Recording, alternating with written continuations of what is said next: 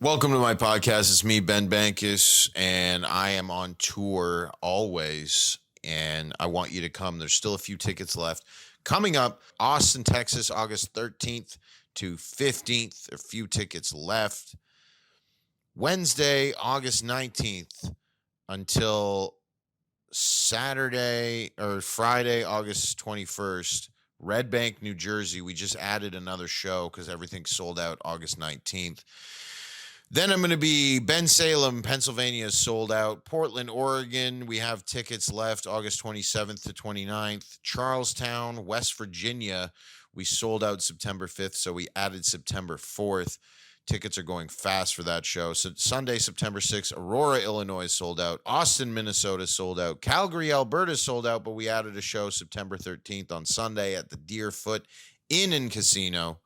Syracuse, New York, we sold out, so we added a show Wednesday, September 16th. Springfield, Massachusetts, we sold out, so we added another show September 19th. Englewood, New Jersey, we're getting very, very close. Big theater show September 24th. September 25th, Stroudsburg, PA, another theater show almost sold out. And Patchogue, September 26th on Long Island in New York. Tickets for that are also almost sold out. Birmingham, Alabama, Atlanta, Georgia, Miami, Florida, Salt Lake City, San Diego, Ontario, Brea, Nashville, Jacksonville, Florida, New York City. That's a big one. November 12th, Town Hall. We're doing New York Comedy Festival in a theater.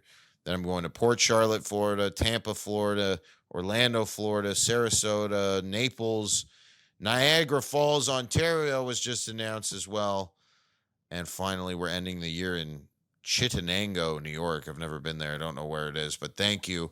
Get all tickets at benbankus.com. Beware of resellers. Try to stay away if you can, but if you really need to see me, I get it. Trust me, it's going to be worth the money. Enjoy the pod. In New York City right now, in Manhattan, and staying at the very nice Equinox Hotel that I've never stayed at before.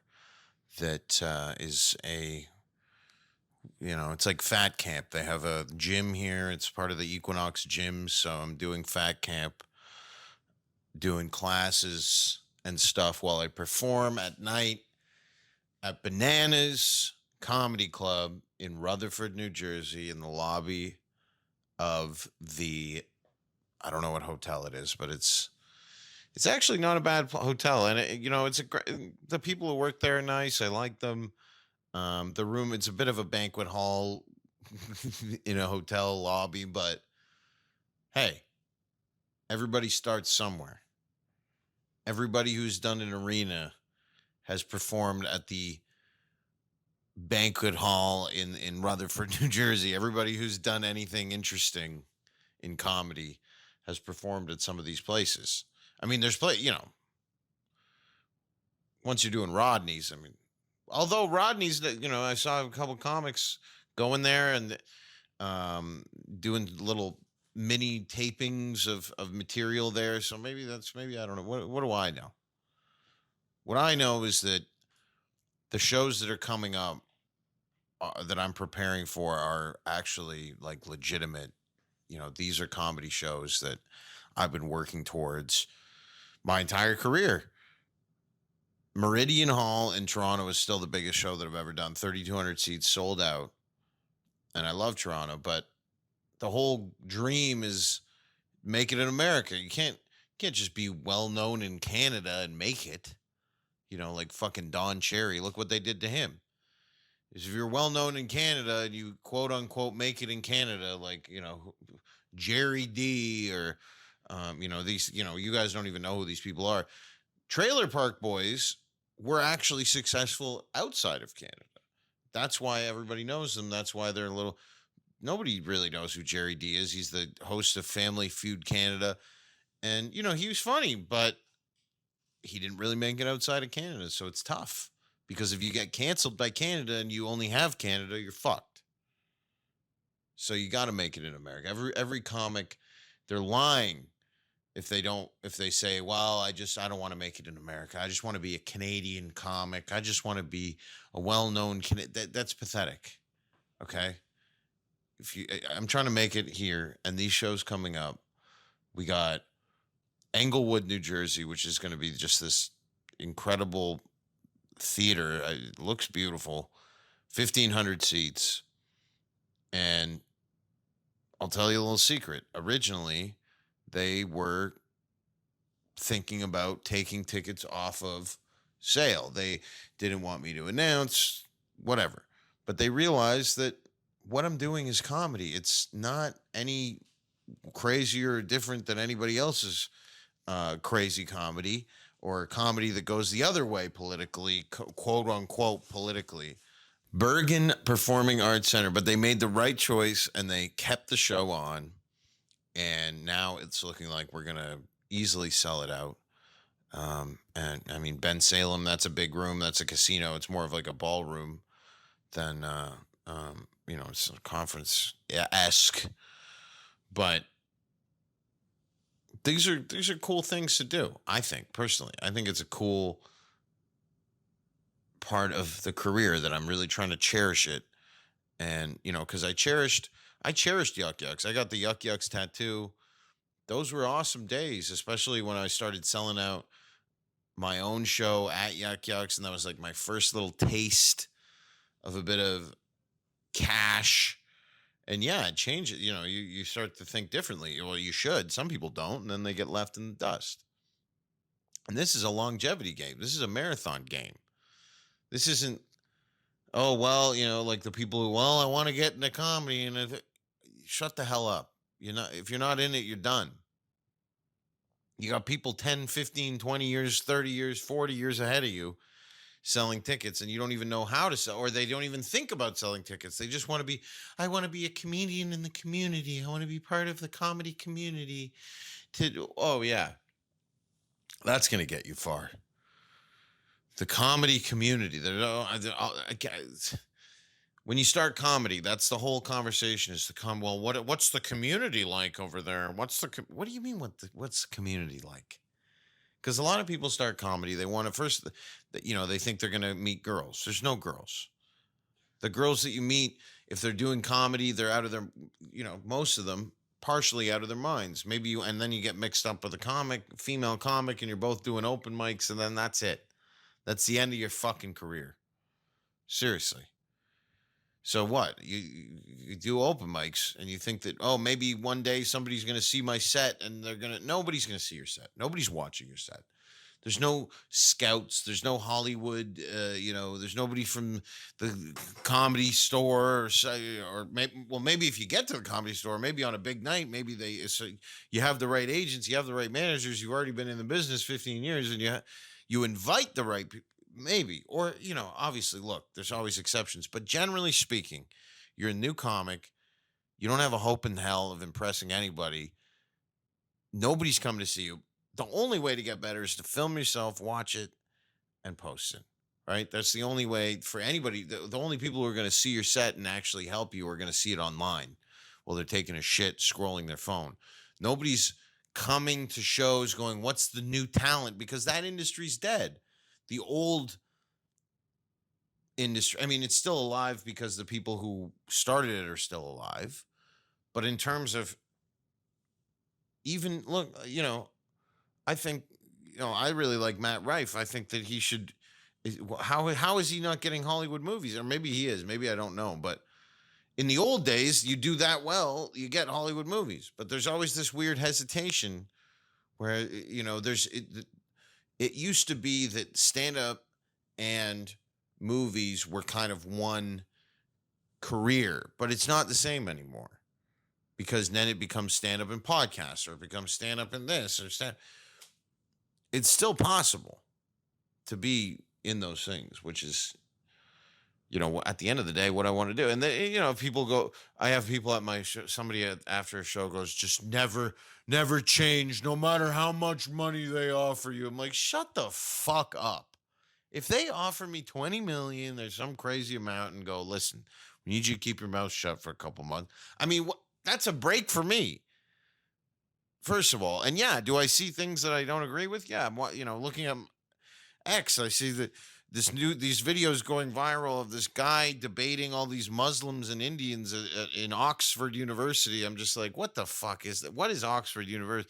But if you say that, if you go, if I get out and tweet Oxford University, lots of Muslims, it's crazy. You sound like a crazy person. So really, comedy's a business. A lot of people who want to do this for a living have no fucking idea. And even then, when then they think they have an idea, and then they get an opportunity, and they think that's the opportunity. No, it's not the opportunity. It's not the fucking opportunity. To open, and then I started opening, and I mean, it's interesting because I wanted to open for people. I remember wanting to open for different comics that were bigger than me, and then they kind of never asked. They never said yeah. If I asked, they never said yes. And then I realized that that's a blessing in disguise. I don't want to, why didn't this guy ask me to do his show when he popped into town? And then you realize, oh yeah, because I don't want to fucking do any of their shows. I don't want to open for anybody. At a certain point, if your goal in comedy is I want to open for somebody really good, then you're fucked. Because it's a shitty goal. And you see some of the people, my openers are actually really good. But there's some people don't have good openers. Or some people bring another equally famous guy as a surprise or some weird bullshit. It's just, come on. I don't know. I get it. It is fun. But I'm just trying to do the art because what drives you? Is death? Death drives you. That you're going to die one day. So you got to get up. You got to make the pod. You got to do the thing. You got to post the Patreon. You got to post the clip.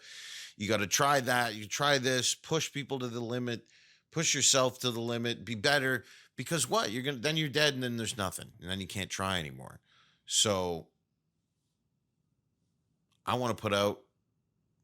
This year I put out 2 specials. The Canada special was more of just a YouTube video it got censored heavily by YouTube. But the other special has like almost 600 or 700,000 views in like what, a month? Pretty good for, I'm an independent artist in the sense that I'm not, there's no sponsor, there's no money behind it. Some people comment, somebody's paying for this guy I fucking wish. It's independent. I do this on my own. I pay my guys. I have my own guys. I pay them. I have my own, whatever, I make the money off the shows. That's why we're really, I want Patreon to grow and the podcast to grow to offset, because people just go, he's touring a lot. He makes a lot. You make some, but you got to pay. Think about all the people I got to pay: the video, the openers, the travel, the hotels, the whatever else, the food and all that shit, security. I mean, it's kind of endless when you think about it. So I'm doing it on my own. People trying to act like it's, some sort of, I'm getting some sort of helping hand or something. It's not the case. I forget what my point in that was. Do you remember what my point was? No? You're doing it on your own. Grassroots. That's why he should have been listening, but he's on his phone. He's scrolling. He's hoping he gets likes. Everybody's fucking retarded now. Everybody's minds are melted by likes and shit. And I get it, because that's every day. It's just, I used to post something and get 200 likes and be like, that's a lot of likes. And now I post something, I got 2,400 likes. I'm like, that's nothing. So it's bizarre.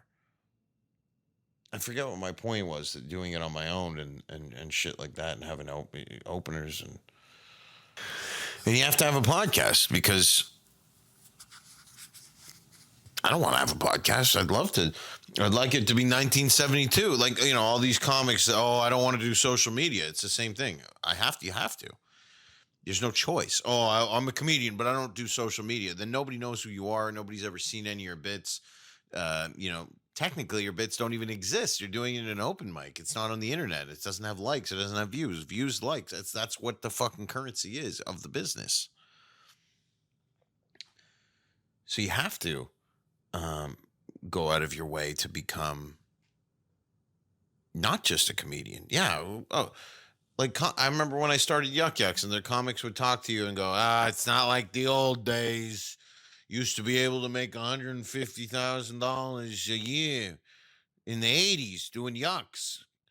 Touring around Yuck Yucks. Nobody knew who we were, but we're making. It's like, what? Yeah, but it's not that anymore. So you can't do it like that anymore. Nobody makes money like that anymore. You know how you make money? You have to have a fucking team. You have to have.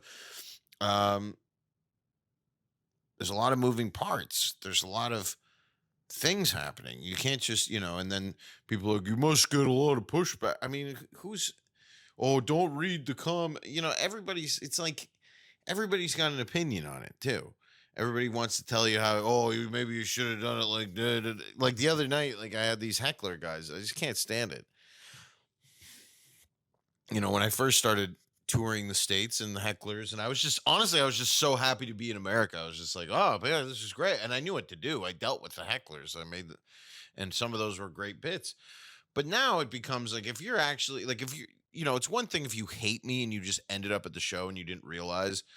But if you're a fan, you've been looking forward to the show, then you have 5 beers before the show, you get to the show, you're 3 beers deep, you start yelling things out, you start ruining the show, you think it's funny, you think you're gonna how it's like, dude, what the fuck are you doing?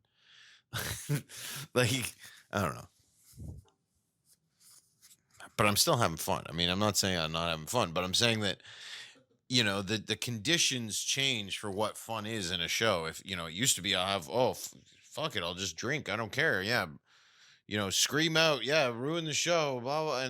But it just becomes like, what are you a fan, or did you secretly hate me, but you're like, to quote unquote a fan, but you're like, fuck this guy, man. It's like, who's going to a show with that attitude? It's out of control. And every comic deals with that. Every comic deals with fans who are just, I just thought, fuck, I don't.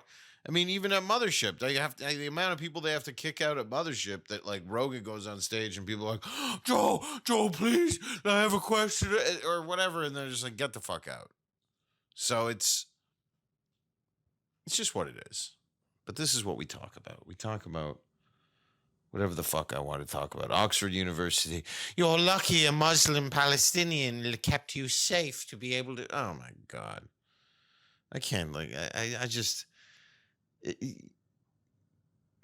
How long before the Democrats are openly calling for Islamic call to prayer in every downtown core of every city? I mean, it's happening in Winnipeg.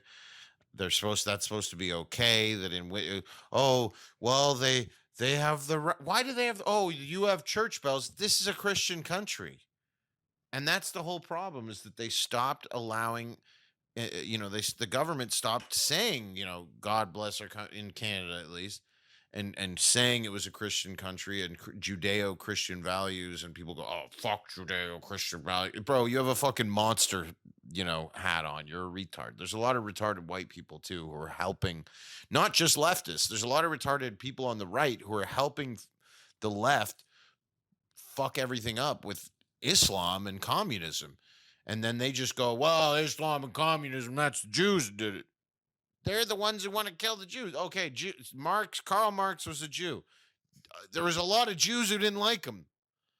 I would say almost the vast majority. No, Jews like being in dictatorships in communism. What the fuck are you talking about? What the fuck is and the ones that do, I mean, fuck you for ruining it for everybody. The Jews that are like pro-Palestine and pro-communism and pro-Mamdani, and they walk around and they march around, and then something bad happens to Jews and they go, well, it's their own fault for supporting it. It's like, oh my fucking Christ. Like, how stupid do you have to be? That when I was a kid, we're in the city that it happened, that 9/11 happened. If we were sitting right here, we would, that building over there is the Freedom Tower, because they blew it up. And you can go through the conspiracies and, oh no, it was the Jews and they got, but it was also the people who flew the bill. Like, it's not like they uncovered that the guys who hijacked the plane were secretly Jews. Like, they were like, oh, his name was Mordecai. Is there some Jewish? I don't know, but there's clearly a Muslim conspiracy. You think there's a Jewish conspiracy? What about the Muslim conspiracy? So it's well, Jews, it's okay. So they took over, so Muslims should be able to take over too. I mean, I don't know. It's just all so stupid.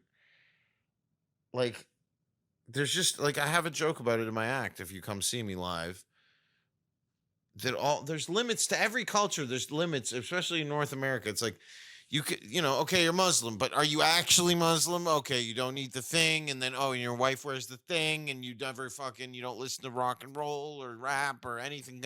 Well, then what the fuck are you doing in a first world? Sorry. And same with, no offense, but if you're a Jew and you have the thing and the cap and the hat, and you're super ultra mega Orthodox, and you live in America, why not just move to Israel? I mean, that's my so, and I'm not saying leave. I'm just saying there's, okay, you're Muslim, but you smoke weed and you eat whatever you want, and your parents were kind of, your mom doesn't cover up. That's different. That's moderate. That's American. That's, yeah, you can be other cultures and be American, but fuck, when you take it to the extreme, anything is fucked up. Look at even I don't like extreme Republicans. I don't like, in the sense of, the people who are extremely against weed and, extreme penalties for, the things that people should not be sent to jail for long periods of time for.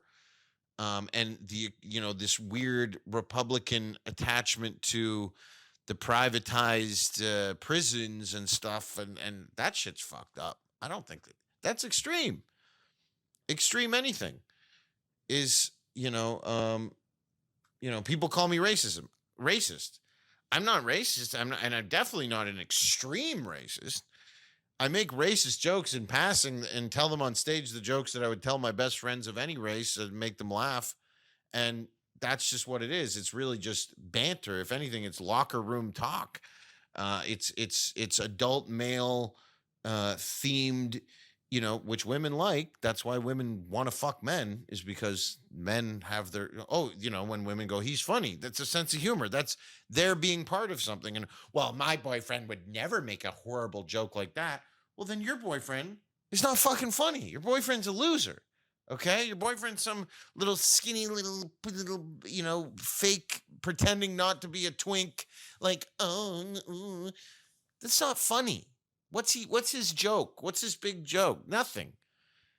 So I do that. I don't do extreme. It's not like his comedy's extreme. It's not extreme at all. It's not extreme. It's not as extreme as anything probably being said in any mosque in America. That's, or even some churches, or some synagogues, or some whatever the fuck religious place, it's comedy. It's a comedy club. It's meant to be a place where you come and you leave all your inhibitions at the door and you go, whatever happens, happens. Now, look, there's other styles. If you prefer go for that. But my style is what I was brought up on, which my mom introduced me. I'll say this. George Carlin was, one of the first comics I saw because my mom I watched Thomas the Tank Engine, and that was what George Carlin was on. He was the voice of that show, and he was in that show. And my mom would always tell me about. And when, now some of Carlin's bits, yeah, they were kind of lefty bits for sure, a lot of them. But a lot of them were also kind of considered now righty bits, making fun of different cultures and things. And but it was just the vulgarity and the swearing and things that as a kid you watch that and you go, wow. So my comedy has swearing in it. So people who are on the far extreme religious right may not like my comedy, even though they might agree with my message. I'm just saying that extreme of anything might hate it. If you're an ultra-Orthodox Jew and you might, if you're anything, if you're a Muslim and you're fully veiled and you're at my show, it's you. Look, you're welcome, and but I might mention it. Whereas you're used to the being in an environment where whatever you do for yourself and your culture, nobody talks against it. Nobody's pushing back against the things that you think are your ingrained ideals for the rest of your life.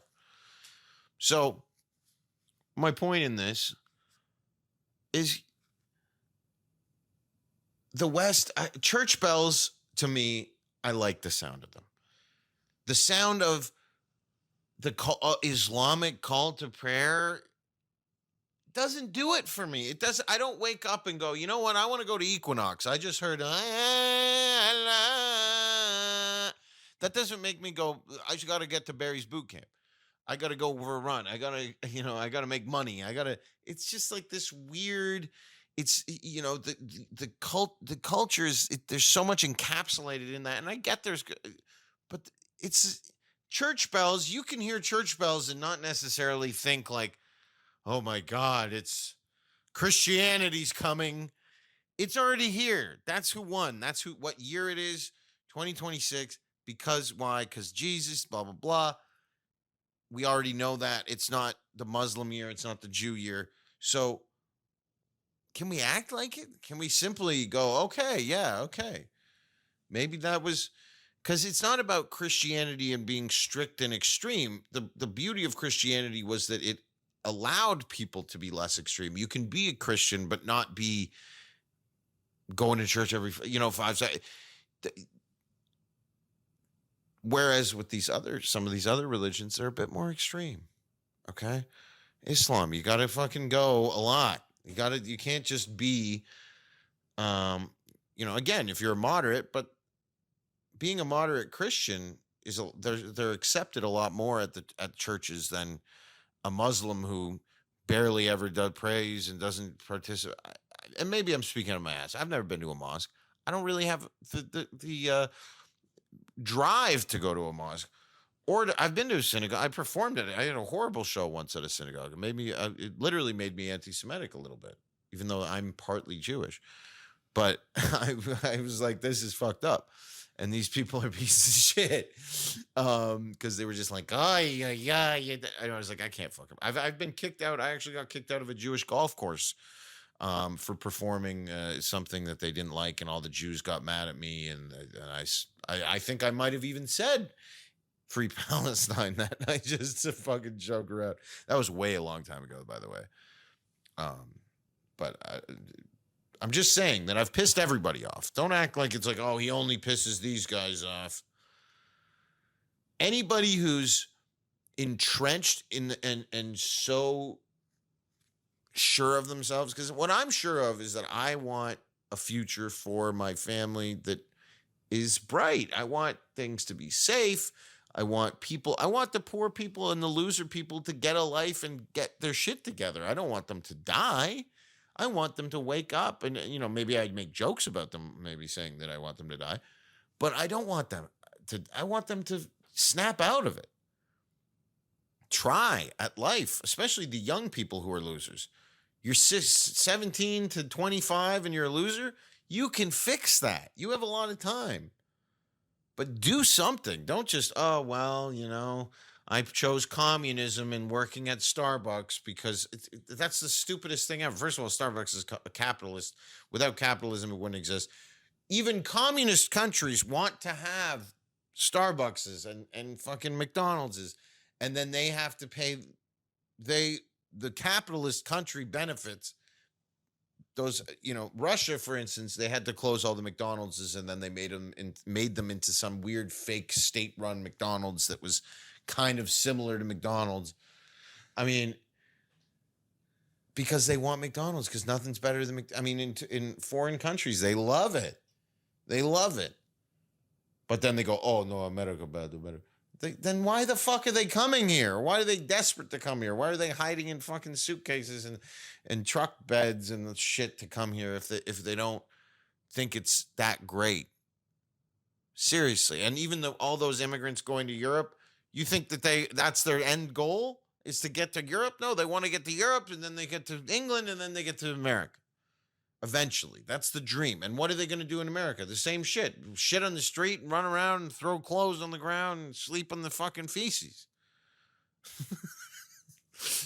I mean, not all of them, but seriously, what's there was an interview with some of these migrants, the Spanish migrants, from Morocco or whatever the fuck crossing. They're not crossing over, but it's part Spain has a part of Morocco, which I was happy to find out that we're still doing a little bit of colonialism. But they interviewed some of these invader people, these migrants, and the guy goes, "My dream to live and be in Spain, be in Europe. I want to What do you want to do in Europe? Be successful.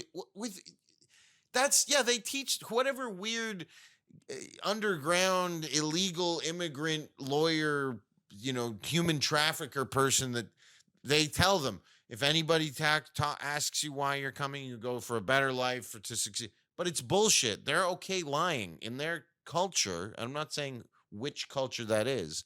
I'm just saying that other cultures that aren't Western culture, lying is not really seen as such a horrible thing. It's just how they get ahead. That's how you immigrate. How'd you immigrate? I lied.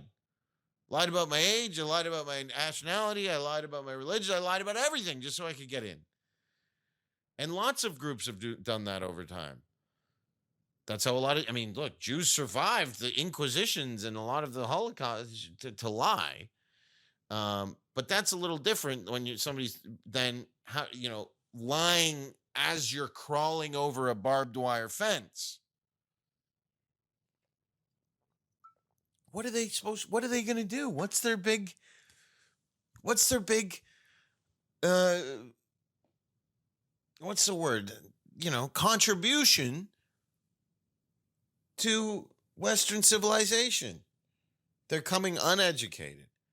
They're uncivilized in the sense that they don't even have they don't even know how a toilet works. They don't know how fucking escalators work.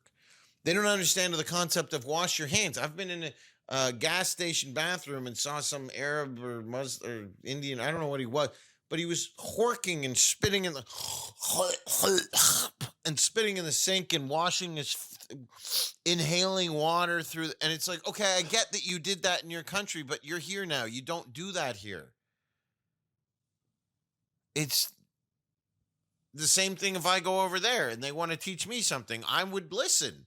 If I go to fucking Islamabad and they go, no, the way we do it is, I go, okay, I'll try. So